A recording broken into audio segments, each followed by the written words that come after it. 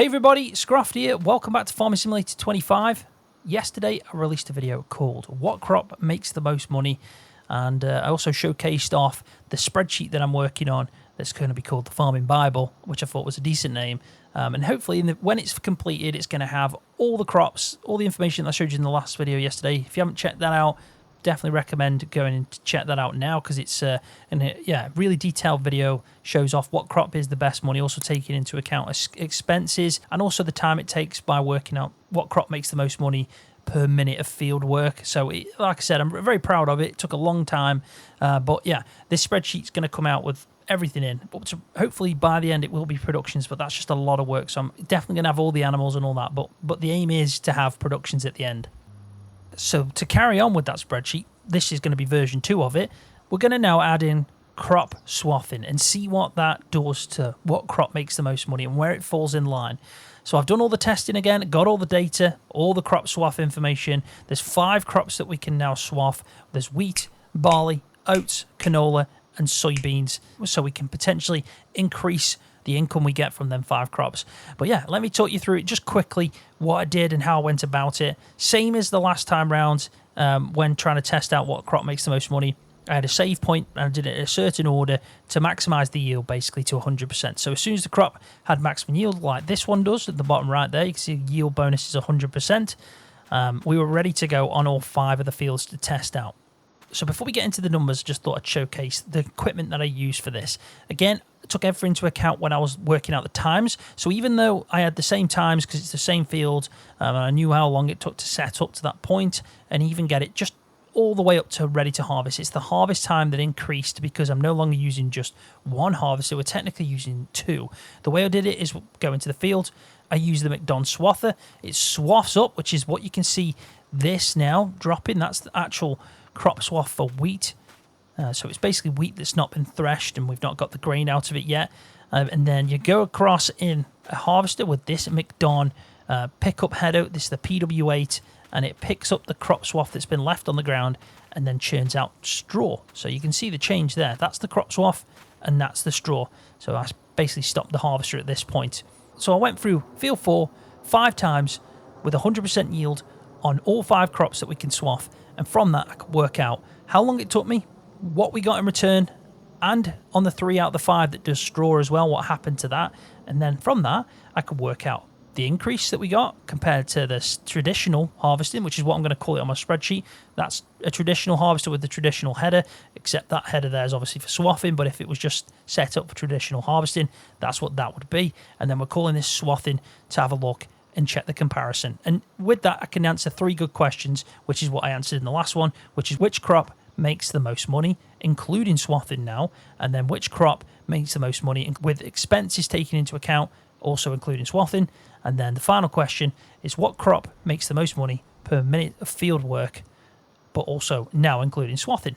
So just like the video that came out yesterday, we're going to look first at the prices. Now this is straightforward. I already had all this information, so I didn't have to do anything except remove out what wasn't relevant anymore. So I've kept in the 5 prices. You can see from that picture in the dark green, best price to sell, and the dark red is the worst time to sell. So from that, we can work out that if we did swathing and sold the wheat that we get the best time, for example, we'd have to sell it in, looks like December, and then we can obviously maximize our potential income.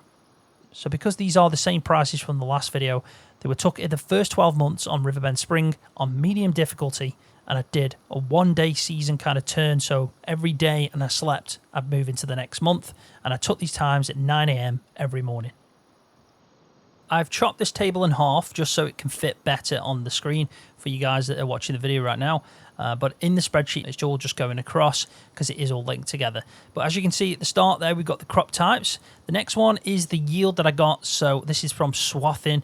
And then the straw that I got from the 3. And the other 2, canola and soybeans, didn't give me any straw. And then I compared it in yellow. So anything in yellow in the top is a comparison from the traditional harvest. So that's without the swathing. And you can see that barley, for example, got 14,600 litres. with Swathing, but then traditionally I got 11,681 litres, and it's a big increase. And you can see as well that I've got a yield increase percentage, and it's universal for all the crops, and it's at 25%. So the thing you can take from this is if you do Swathing on either of these 5 crops, you're going to increase your yield by 25%. Yes, you are in the field a little bit longer, but it's really good because the harvesters and the equipment and all that stuff is actually quite wide. It's a good header size, and even the collector that picks up the swath, even though that's short, if your headers are large, then it's still going to leave a standard size swath, so that doesn't really have an impact on it. So not only do you get a 25% increase on your yield by doing Swathing, you also get an increase on the straw, and it's pretty much universal.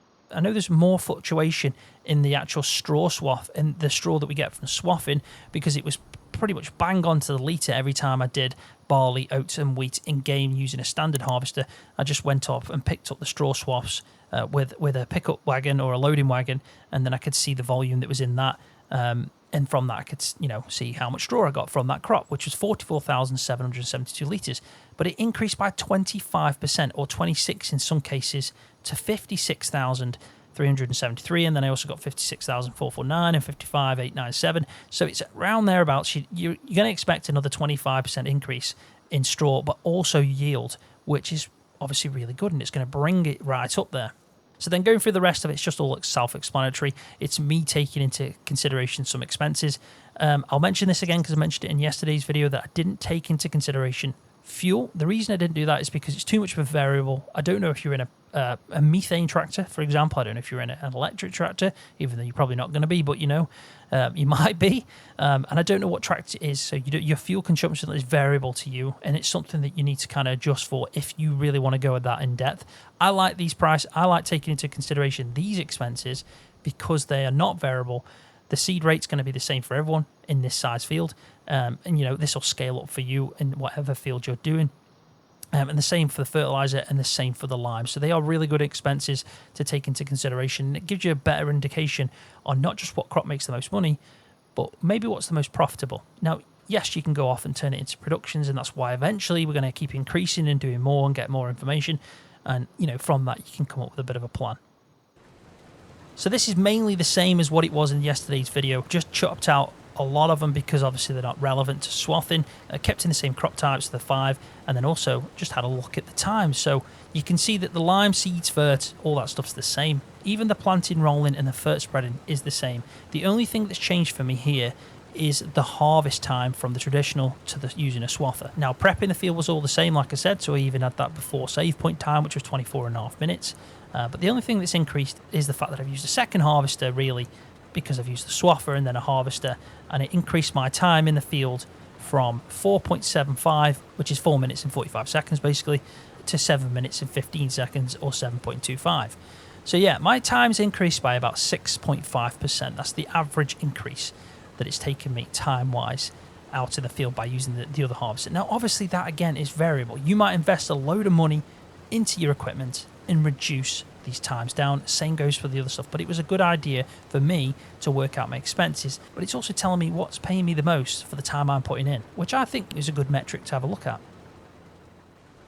So just like yesterday's video, again, I had my overview tab, which is me just kind of putting in all the information to give a better idea. And I've, again, split this into 2 because it goes quite long and I want it to fit better onto the screen.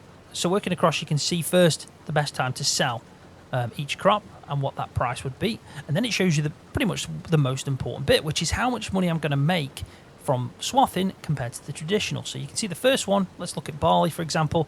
I'd pick up £10,016.29, whereas before I would have picked up £8,013.17. And again, it's this 25% increase, which is what you'd expect, 25% all around. As it goes on, we take into consideration the straw, which now pumps it up to 15,000, which is amazing in comparison to what it was before, a 25% increase on everything. It's not only a 25% increase on the yield, it's also the straw, which obviously adds up, and we're now at £15,033.48. So we've now got 27 crop types into this table, which is showing me what crop makes the most money, including straw. Sugar beets is still at the top with 25,660. I think sugar beets has been sitting on that perch for quite some time now. It's going to take a lot to knock it off.